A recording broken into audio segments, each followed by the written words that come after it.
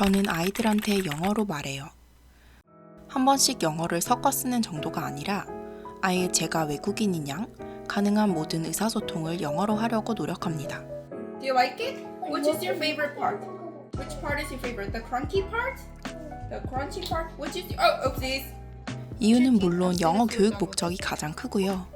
또 이중 언어를 구사하는 것이 아이 뇌 발달에 좋다는 연구 결과도 봐서 큰맘 먹고 이렇게 하고 있습니다. 그럼 저는 언제부터 어떻게 왜 아이들에게 English Speaking Mommy가 되었는지, 효과와 장단점은 무엇인지, 엄마표 영어 실천 꿀팁까지 하나하나 말씀드릴게요. All day tomorrow too? 아니 내가 오늘 놀면서 많이들 들어보셨겠지만 어릴 때 외국어를 배우면 발음이나 억양은 물론이고 언어 자체를 훨씬 쉽고 자연스럽고 빠르게 배울 수 있대요. 이런 이유로 여건이 되는 부모님들은 조기 외국 유학이나 영어 유치원에 보내시는 경우가 정말 많죠. 우리는 어렵게 배운 영어, 아이는 쉽게 배우게 해주고 싶은 게 부모 마음이니까요. 유학은 언젠가 여건이 맞으면 보내주고 싶기는 한데 사실 너무 불확실한 일이고, 영어 유치원은 저는 개인적으로는 너무 비싸다고 느꼈어요.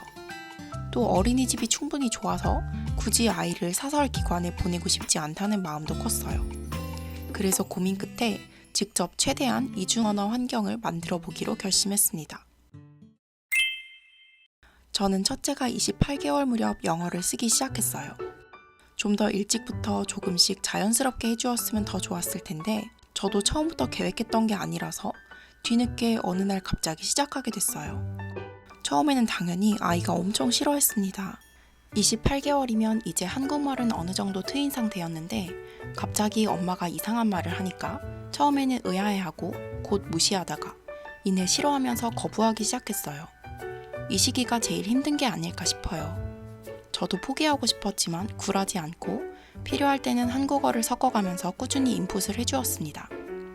3개월 정도 중간중간 거부가 지속되긴 했지만 놀랍게도 금방 적응하는 게 보였어요. 애가 영어를 알아듣기 시작하면 엄마도 너무 뿌듯하고 신이 나기 때문에 좀 더 힘이 납니다.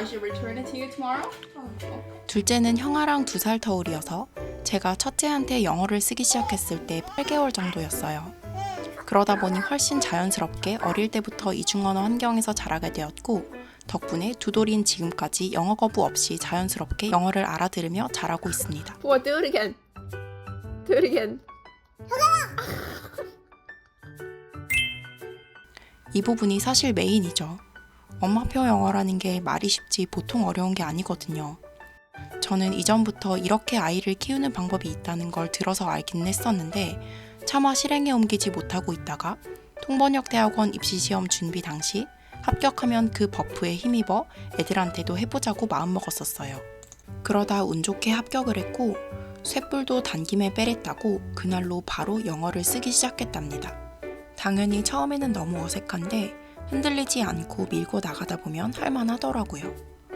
더 중요한 건 영어 실력이겠죠? 영어를 엄청나게 잘할 필요는 없겠지만 아예 못하면 당연히 힘든 부분이라고 생각해요. 그런데 저희 세대는 대부분 나름 학창시절 때부터 영어를 배우면서 자란 세대잖아요.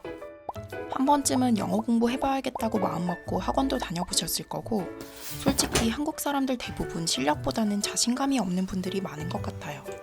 큰맘 먹고 자신감만 가지면 기본적인 실력으로도 모르는 단어나 표현 찾아가면서 하면 못할 것도 없다고 생각해요.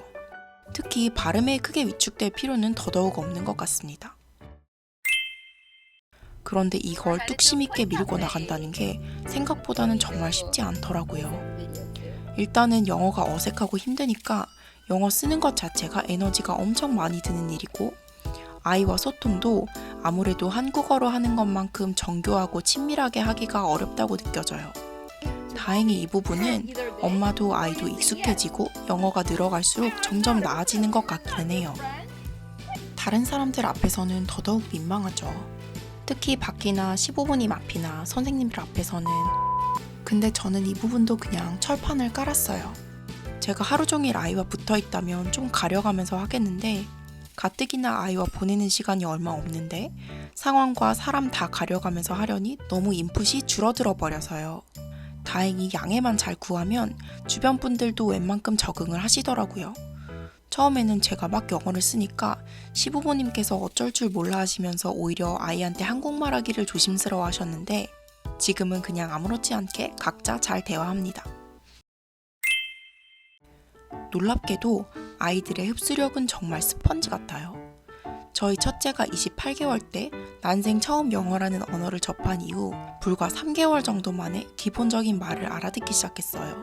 You gonna eat the whole thing today? But that's a lot of candy, Autumn. That's a big candy. What about this? You have some milk first, and then you eat the candy. I'll let you have it as much as you want. 오늘 말이 없고 캔디를 말해. Okay. 생각보다 저 연령대에 하는 일상적인 대화 내용이 상당히 쉽고 반복적인 것들이라 가능한 것 같아요. 이때부터는 엄마도 더 힘이 나고 아이도 덜 힘들어해요. 엄마표 영어 시작한 지 1년 반 정도 지난 지금 저희 첫째는 감격스럽게도 제가 영어로 어떤 말을 하더라도 대부분 잘 알아듣습니다. 아무리 엄마가 붙잡고 영어를 해봤자 저 한 사람을 제외한 모든 사람은 한국말을 쓰잖아요. 아빠, 친구, 어린이집, 조부모님 등등 대부분의 인풋이 한국말이다 보니 완벽한 이중언어 환경 구현은 당연히 불가능합니다. 아이는 한국어를 더 편애하고 잘할 수밖에 없어요. 실제로 저희 아이도 영어를 알아듣긴 하지만 스피킹은 절대 하지 않는데 그래서 저도 이 부분은 애초에 기대를 하지 않고 리스닝이 되는 것만 해도 고맙게 생각하고 있습니다. 그래서 저는 영어로 묻는데 애는 한국어로 답하고 애는 한국어로 묻는데 엄마는 영어로 답하는 신기한 현상이 지난 1년 반째 계속되고 있답니다. Will you be a good boy back there after Grandma? 어디서 가서 Grandma, will you be a good 내가 boy there? 돌아오면 컴퓨터 안 하고 이거 선물.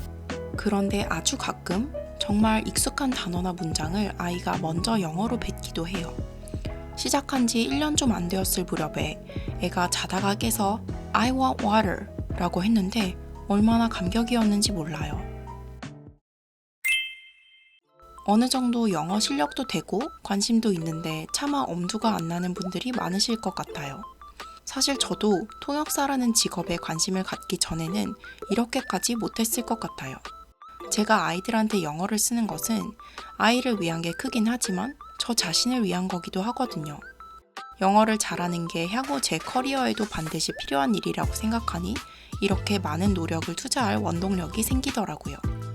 반면 내 인생에는 영어가 하등 필요 없다면 아무리 아이한테 이중언어를 만들어주고 싶더라도 사실 쉽지 않죠. 그런데 사실 요즘 세상에 영어는 어딜 가도 쓰임이 정말 많은 유용한 스킬이잖아요. 여기에 착안해서 엄마표 영어를 도전하기에 앞서 내 인생에서 영어를 더 잘하는 것이 어떤 도움이 될지 고민을 해본 뒤 아이와 함께 배워나간다고 생각하시면 좋지 않을까 싶습니다. 실제로 저도 엄마표 영어를 시작하고 나서 영어가 정말 많이 늘었거든요. 소위 플루언시가 정말 많이 좋아져서 아이들한테 오히려 감사하고 있어요. 언젠가는 애들도 엄마의 노력을 알아주고 함께 웃으면서 한국어로든 영어로든 허심탄회하게 대화하는 날이 오면 좋겠네요. 엄마표 영어에 관심 가져주시는 분들이 있으면 앞으로도 종종 관련 영상을 만들어 볼게요.